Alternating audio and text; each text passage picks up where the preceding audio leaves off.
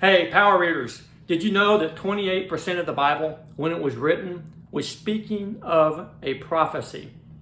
28% of the Bible, when it was written, was speaking of something that had not yet happened. And much of those prophecies are in the prophets, the 17 books that you're reading.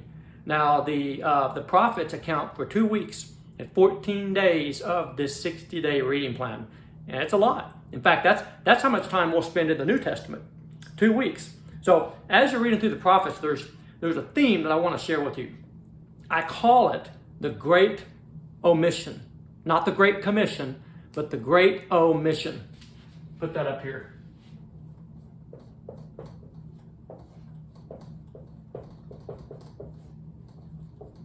The Great Omission.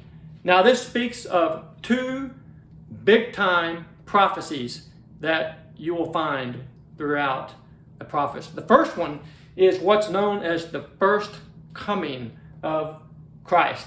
So we have, this is the cross, Garden of Eden. There's about 4,000 years leading up to Jesus Christ. The first coming includes the birth of Christ, the life and ministry, the death and the resurrection. So Jesus comes down to earth, and he's crucified, resurrected, goes back up to heaven. That's all part of the first coming. The next big event, not the next one, but the big one I want to share, is the second coming. This is when Jesus comes down to earth to judge the nations and to set up his reign here on earth, a 1,000-year reign from Jerusalem over all of this earth. This is not yet the future heavens. Let's look at this. We've got, we're at 2020 today. Year 2020. There's some undefined period where ahead of us, when Jesus will then come at the second coming, reign for 1,000 years. This is not the new heavens and earth.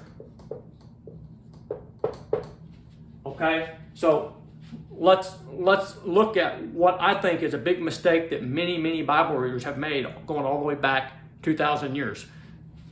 In the first century, the Jews had their Bible. Jesus read from the scrolls in the temple. And they had the prophets and they had the law. That's what they had. They were looking ahead toward a king. They understood what we know as the second coming. But they missed the first coming. They completely missed it. They were not looking for a baby. They especially were not looking for a baby from a poor family, Mary and Joseph. And they were not looking for a baby from a poor family that had no earthly authority.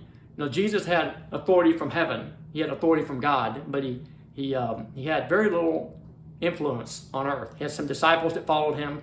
He drew big crowds, but he was not someone that had political authority like the kind that the Jews were expecting. So they missed the prophecy of the first coming. It's the Great Omission. In fact, it's so great, they rejected Jesus and they crucified him. It's the Great Omission. Now, for the past 2,000 years, there's been another omission from many Bible readers who read the prophets. They don't see the second coming. Today, we accept the first coming. We have the benefit of hindsight, 2020.